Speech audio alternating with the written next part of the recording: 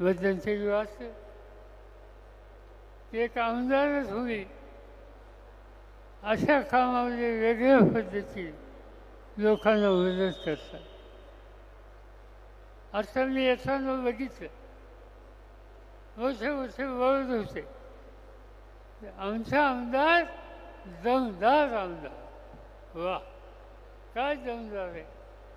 चौकशी केली म्हणजे हा आमदार दमदार आहे, काय भानगड काय, नाव काय त्याचं, तिंगरे. अरे बाबा, तू सांगतो तू कुणाच्या तिकीटावर निवडून आला, त्यावेळेला तुझ्या पक्षाचा नेता कोण होता, त्यावेळेला हा पक्ष कुणी काढला, राष्ट्रवादी काँग्रेस पक्षाची स्थापना ही कुणी केली, समज हिंदुस्थानला माहिती आहे. त्या पक्षाच्या वतीनं तुला संधी दिली, काम करावची अपेक्षा केली, तू सोडून गेला, ठीक आहे, तुझा काय बंदोबस्त करायचा हे लोक करतील, त्याची चिंता त्या ठिकाणी नाही. पण निदान चुकीच्या गोष्टीला फाशीवर देऊ नको.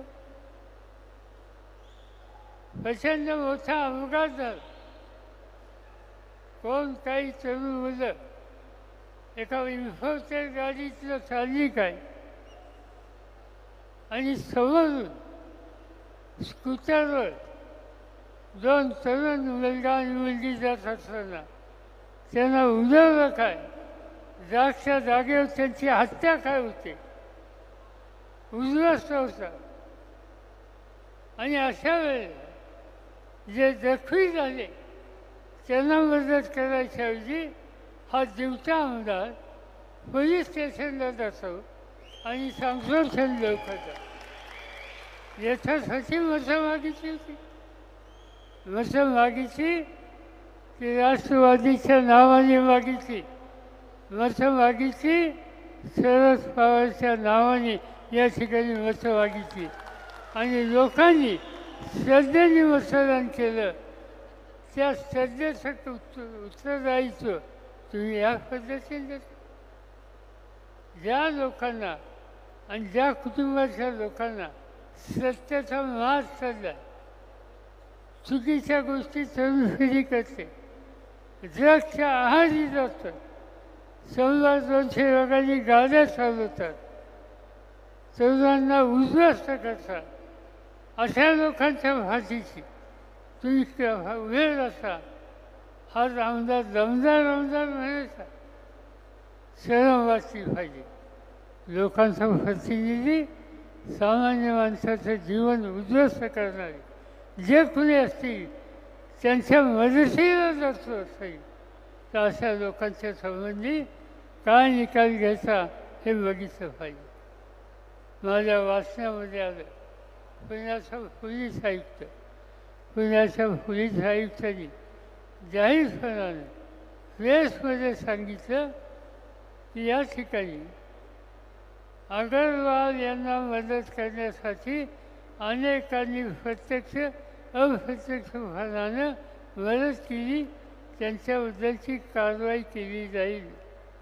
आणि त्याच्यामध्ये सांगत असताना सांगितलं की आमदार तिंगरे यांचा प्रत्यक्ष आणि अप्रत्यक्ष संबंध असल्याचं या ठिकाणी प्रायमा फेसी दिसत आहे. पोलीस अधिकारी सांगतो, पुण्याचा पोलीस प्रमुख सांगतो, हा आमदार दमदार या पद्धतीनं या चुकीच्या लोकांना खसफाली घालतो, त्यांना मदत करतो. अशा लोकांनी तुमच्या पुढं पुन्हा येऊन मतं मागण्याची भूमिका घेतो. एक पक्ष सोडला, लोकांना दिलेला शब्द मोडला, ज्या पक्षाचं निशाण वापरून तुम्ही आलात, आज पक्ष घेऊन पळून गेला. म्हणजे गमतीचे लोक पळायचं फळाली, पक्ष घेऊन फळाली, खून घेऊन फळाली आणि आता पुन्हा एकदा तुमचं पुढं मतं मागण्यासाठी येत आहे. मी तुम्हाला एवढंच सांगितलं, आम्ही लोकांनी ठरवलं आणि आम्ही म्हणजे मी स्वतः, राष्ट्रवादी काँग्रेस पक्ष शरद पवार, दुसरं उद्धव ठाकरेंच्या नेतृत्वाखालची शिवसेना, आणि तिसरं काँग्रेस पक्ष, नाना पटोले यांच्या नेतृत्वाचा काँग्रेस पक्ष. या तिन्ही पक्षाचे लोक एकत्र आले. महाराष्ट्र विकास आघाडीची स्थापना केली. त्या महाराष्ट्र विकास आघाडीच्या रूपानं मतं मागायला आम्ही गेलो.